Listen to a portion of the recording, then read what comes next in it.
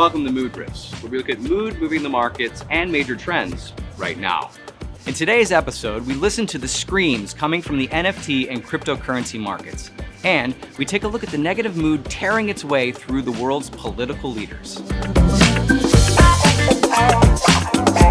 In the first half of 2021, Christie's auction house sold 93 million in NFTs. So far this year, amid a 15% decline in the Dow Jones Industrial Average, the auction house's NFT sales have totaled only 4.8 million.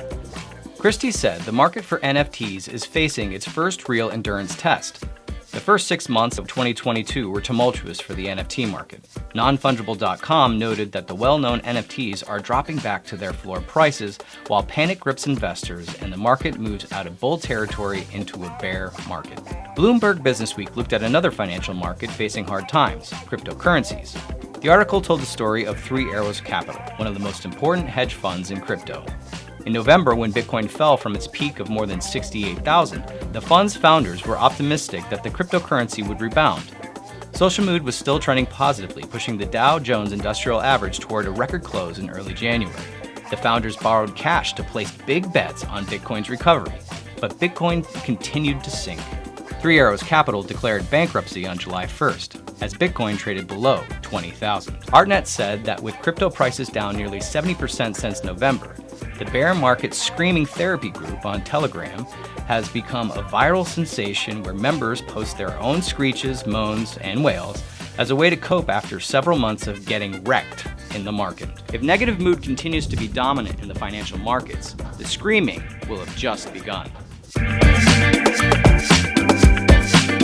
Negatively trending mood on a global scale turned July into a tragic month for leaders.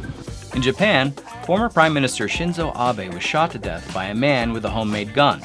Reuters noted that the killing stunned Japan, where firearms are strictly regulated and political violence is extremely rare.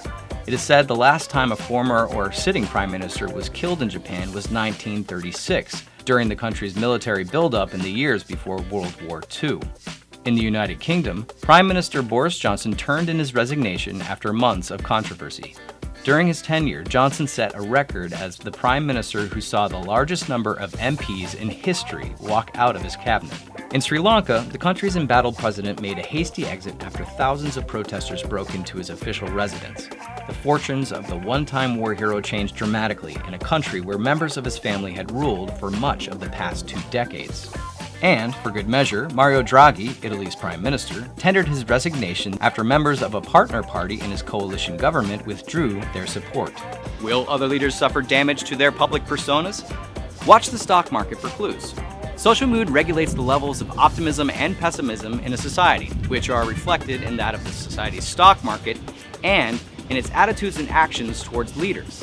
In other words, stocks and the popularity of leaders are related. Buying or selling stocks and liking or disliking a leader spring from the same unconscious source, social mood. Also in this month's issue of The Socionomist, we talk about how some billionaires are getting turned into frozen treats. More on the rocky events that continue to fall on Elon Musk, what to expect for trends in stolen art and artifacts when social mood turns more negative, and how the shadow of the bear is growing in Eastern Europe. Read it all instantly when you become a Socionomics Premier member. Thank you for watching.